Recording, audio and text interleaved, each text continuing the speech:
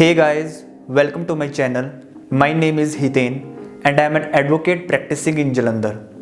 In today's video, let's talk about the important sections of Negotiable Instruments Act 1881 relating to dishonor of checks. The Negotiable Instruments Act 1881, an act to define and amend the law relating to promissory notes, bills of exchange and checks.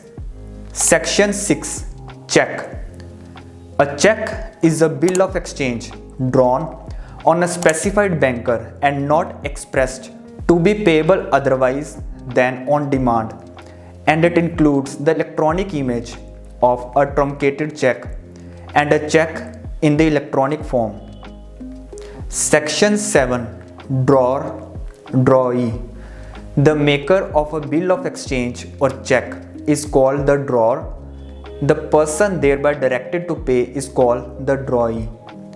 Payee.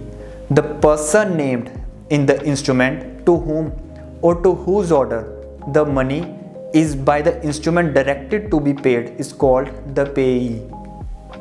Section 8. Holder.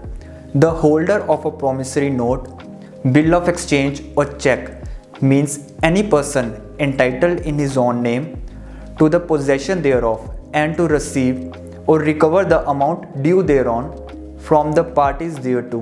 Where the note, bill or check is lost or destroyed, its holder is the person so entitled at the time of such loss or destruction.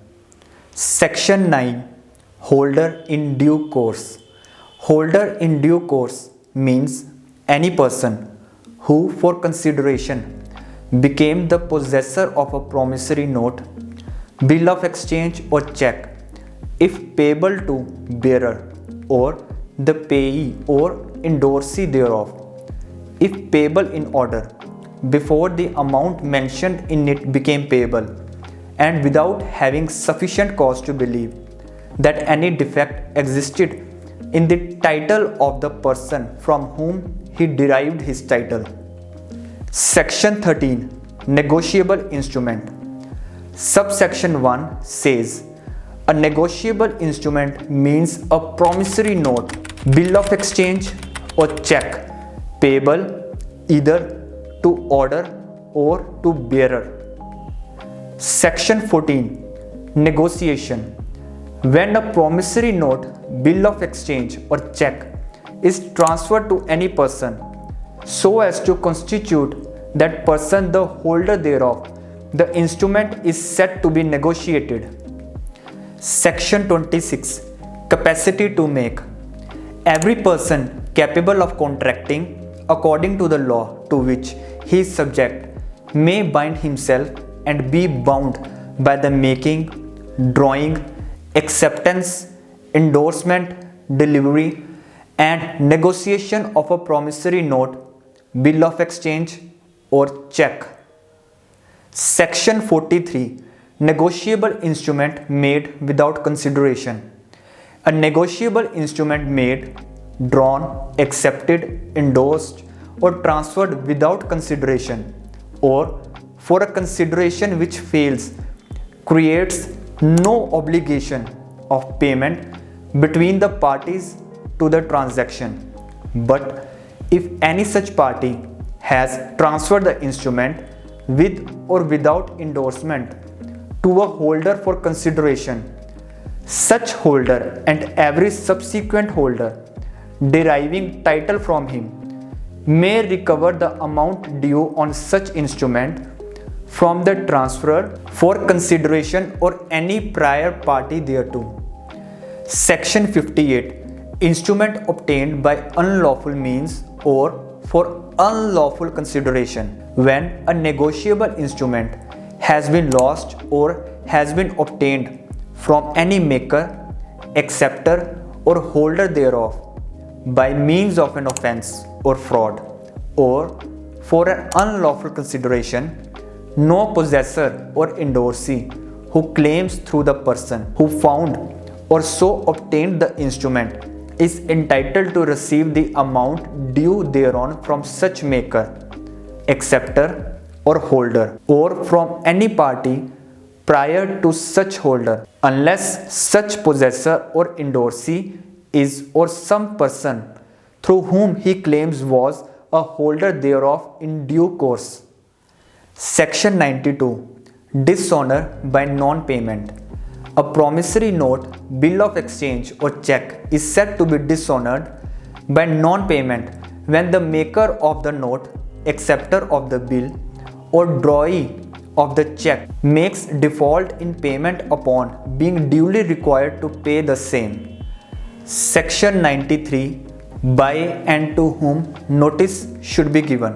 When a promissory note, bill of exchange or check is dishonored by the non-acceptance or non-payment, the holder thereof or some party thereto who remains liable thereon must give notice that the instrument has been so dishonored to all other parties whom the holder seeks to make severally liable thereon, and to some one of several parties whom he seeks to make jointly liable thereon. Nothing in this section renders it necessary to give notice to the maker of the dishonored promissory note or the drawee or acceptor of the dishonored bill of exchange or check.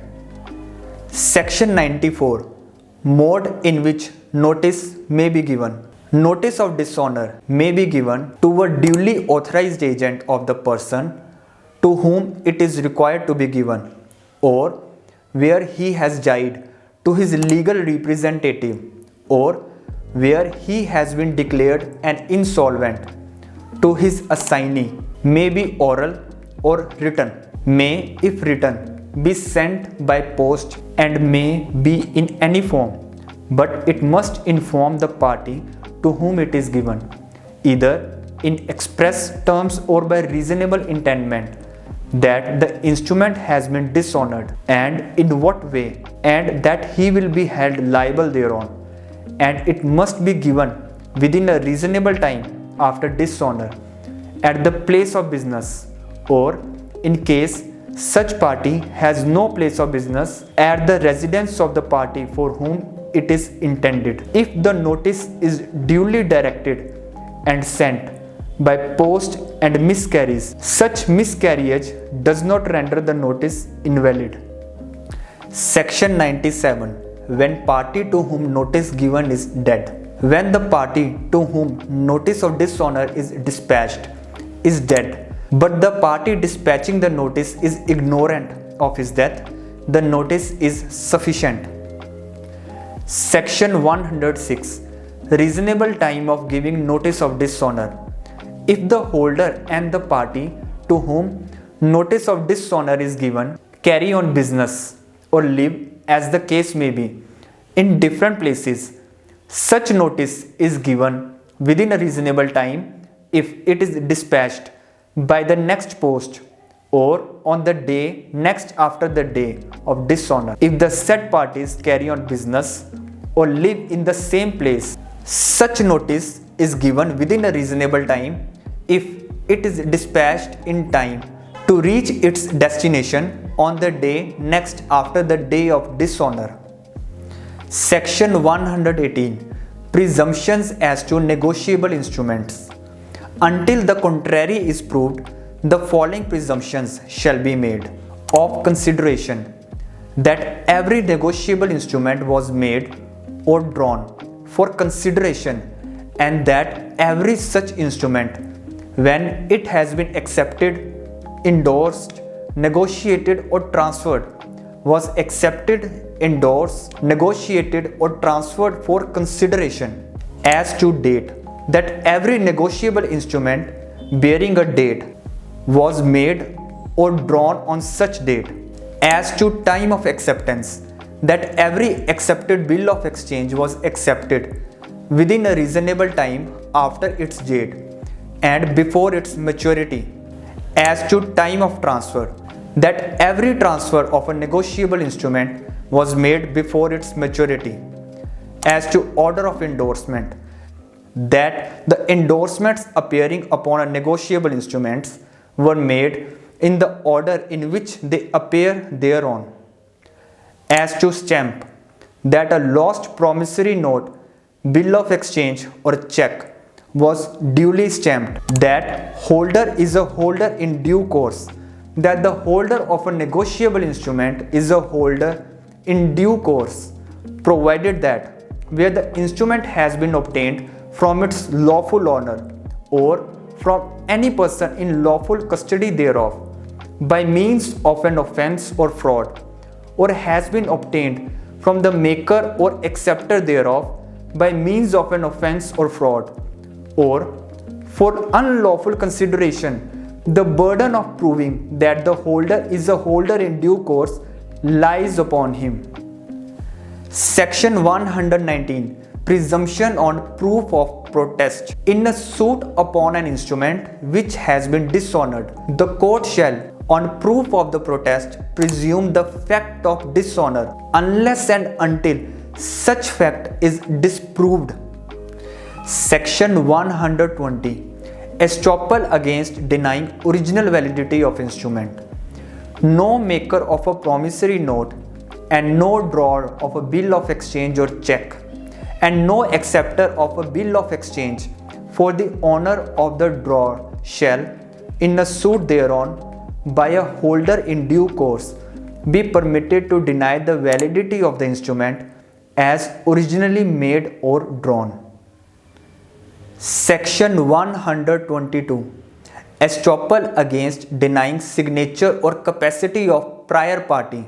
No endorser of a negotiable instrument shall, in a suit thereon by a subsequent holder, be permitted to deny the signature or capacity to contract of any prior party to the instrument.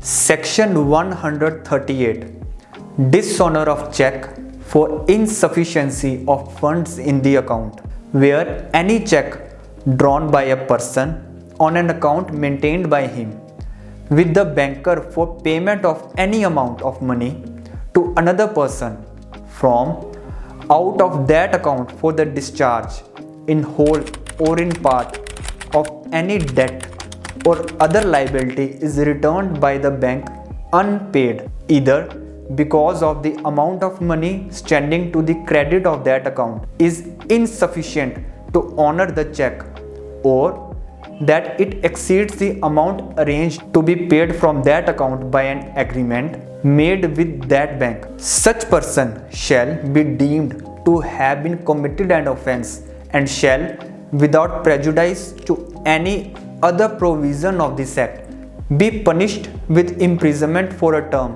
which may be extended to 2 years, or with fine which may extend to twice the amount of the check, or with both, provided that nothing contained in this section shall apply unless the check has been presented to the bank within a period of 6 months from the date on which it is drawn, or within the period of its validity, whichever is earlier. The payee or the holder in due course of the check, as the case may be, makes a demand for the payment of the said amount of money by giving a notice in writing to the drawer of the check within 30 days of the receipt of information by him from the bank regarding the return of the check as unpaid, and the drawer of such check fails to make the payment of the said amount of money to the payee, or,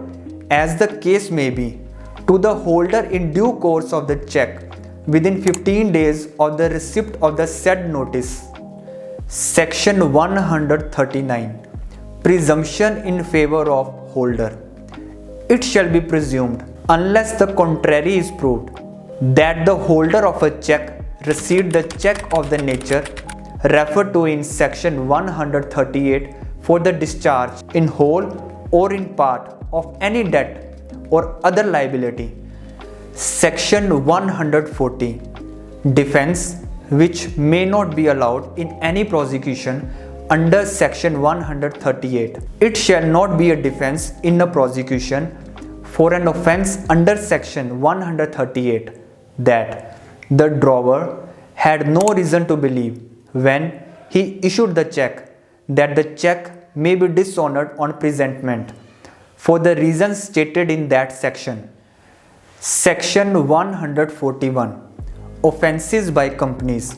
Subsection 1 says, if the person committing an offence under section 138 is a company, every person who at the time the offence was committed was in charge of and was responsible to the company for the conduct of the business of the company, as well as the company, shall be deemed to be guilty of the offence, shall be liable to be proceeded against and punished accordingly, provided that nothing contained in this subsection shall render any person liable to punishment if he proves that the offence was committed without his knowledge, or that he had exercised all due diligence to prevent the commission of such offence. Provided further that where a person is nominated as a director of a company by virtue of his holding any office or employment in the central government or state government or a financial corporation owned or controlled by the central government or the state government, as the case may be, he shall not be liable for prosecution under this chapter. Subsection 2 says, notwithstanding anything contained in subsection 1, where any offence under this act has been committed by a company and it is proved that the offence has been committed with the consent or connivance of or is attributable to any neglect on the part of any director, manager, secretary or other officer of the company, such director, manager, secretary or other officer shall also be deemed to be guilty of that offence and shall be liable to be proceeded against and punished accordingly. Section 142 Cognizance of Offences. Subsection 1 says, notwithstanding anything contained in the Code of Criminal Procedure 1973, no court shall take cognizance of any offence punishable under section 138 except upon a complaint in writing made by the payee or, as the case may be, the holder in due course of the check. Such complaint is made within 1 month of the date on which the cause of action arises under clause C of the proviso to section 138, provided that the cognizance of a complaint may be taken by the court after the prescribed period if the complainant satisfies the court that he had sufficient cause for not making a complaint within such period. No court inferior to that of a metropolitan magistrate or a judicial magistrate of the first class shall try any offence punishable under section 138. Subsection 2 says, the offence under section 138 shall be inquired into and tried only by a court within whose local jurisdiction. If the check is delivered for collection through an account, the branch of the bank where the payee or holder, in due course as the case may be, maintains the account is situated, or if the check is presented for payment by the payee or holder in due course, otherwise through an account, the branch of the drawee bank where the drawer maintains the account is situated.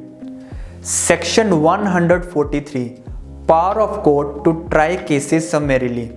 Subsection 1 says, notwithstanding anything contained in the Code of Criminal Procedure 1973, all offences under this chapter shall be tried by a judicial magistrate of the first class or by a metropolitan magistrate, and provisions of sections 262 to 265, both inclusive of the said code, shall, as far as may be, apply to such trials, provided that in the case of any conviction in a summary trial under this section, it shall be lawful for the magistrate to pass a sentence of imprisonment for a term not exceeding 1 year and an amount of fine exceeding 5,000 rupees, provided further that when at the commencement of or in the course of a summary trial under this section, it appears to the magistrate that the nature of the case is such that a sentence of imprisonment for a term exceeding 1 year may have to be passed, or that it is for any other reason undesirable to try the cases summarily, the magistrate shall, after hearing the parties, record an order to that effect and thereafter recall any witness who may have been examined and proceed to hear or rehear the case in the manner provided by the said code. Subsection 2 says the trial of a case under this section shall, so far as practicable, consistently with the interest of justice, be continued from day to day until its conclusion, unless the courts find the adjournment of the trial beyond the following day to be necessary for reasons to be recorded in writing. Subsection 3 says every trial under this section shall be conducted as expeditiously as possible, and an endeavor shall be made to conclude the trial within 6 months from the date of filing of the complaint. Section 143A, Power to direct interim compensation. Subsection 1 says, notwithstanding anything contained in the Code of Criminal Procedure 1973, the court trying an offence under Section 138 may order the drawer of the cheque to pay interim compensation to the complainant. In a summary trial or a summons case where he pleads not guilty to the accusation made in the complaint, and in any other case upon framing of charge. Subsection 2 says the interim compensation under subsection 1 shall not exceed 20% of the amount of the cheque.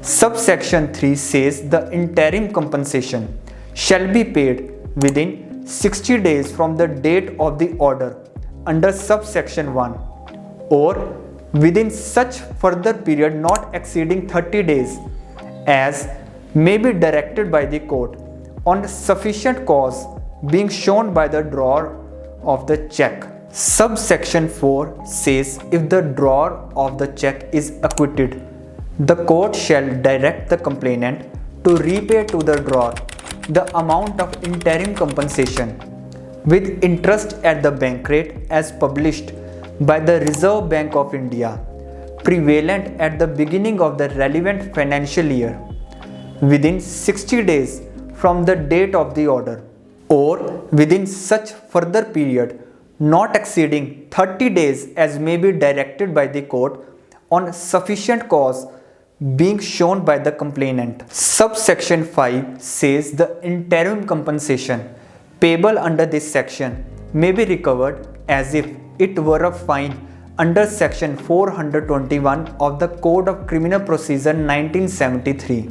Subsection 6 says the amount of fine imposed under section 138 or the amount of compensation awarded under section 357 of the Code of Criminal Procedure 1973 shall be reduced by the amount paid or recovered as interim compensation under this section.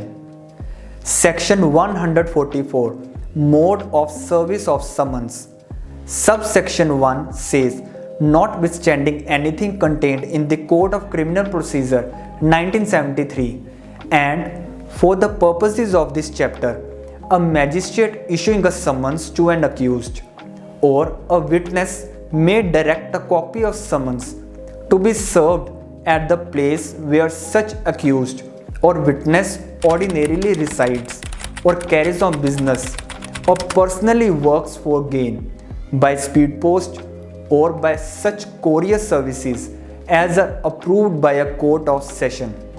Subsection 2 says where an acknowledgement purporting to be signed by the accused or the witness or an endorsement purported to be made by any person authorized by the Postal Department or the courier services that the accused or the witness refused to take delivery of summons has been received, the court issuing the summons may declare that the summons has been duly served.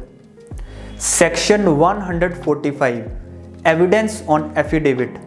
Subsection 1 says, notwithstanding anything contained in the Code of Criminal Procedure 1973, the evidence of the complainant may be given by him on affidavit and may, subject to all just exceptions, be read in evidence in any inquiry, trial, or other proceeding under the said code. Subsection 2 says the court may, if it thinks fit and shall, on the application of the prosecution or the accused, summon and examine any person giving evidence on affidavit as to the facts contained therein. Section 146 Banks slip prima facie evidence of certain facts. The court shall, in respect of every proceeding under this chapter, on production of bank's slip or memo, having thereon the official mark denoting that the check has been dishonored, presume the fact of dishonor of such check, unless and until such fact is disproved. Section 147 Offences to be compoundable. Notwithstanding anything contained in the Code of Criminal Procedure 1973, every offence punishable under this Act shall be compoundable. Section 148 Power of Appellate Court to order payment pending appeal against conviction. Subsection 1 says, notwithstanding anything contained in the Code of Criminal Procedure 1973, in an appeal by the drawer against conviction under Section 138, the appellate court may order the appellant to deposit such sum which shall be a minimum of 20% of the fine or compensation awarded by the trial court, provided that the amount payable under this subsection shall be in addition to any interim compensation paid by the appellant under Section 143A. Subsection 2 says the amount referred to in subsection 1 shall be deposited within 60 days from the date of the order, or within such further period not exceeding 30 days as may be directed by the court on sufficient cause being shown by the appellant. Subsection 3 says the appellate court may direct the release of the amount deposited by the appellant to the complainant at any time during the pendency of the appeal, provided that if the appellant is acquitted, the court shall direct the complainant to repay to the appellant the amount so released with interest at the bank rate as published by the Reserve Bank of India, prevalent at the beginning of the relevant financial year within 60 days from the date of the order, or within such further period not exceeding 30 days as may be directed by the court on a sufficient cause being shown by the complainant. So that covers the important sections of Negotiable Instruments Act 1881 relating to dishonor of checks. And that's it for today. If you like this video, give it a thumbs up, share it with your friends and family. Don't forget to subscribe to the channel, and if you have any questions, please do leave them in the comment section below. Thanks for watching, and I'll see you in the next video.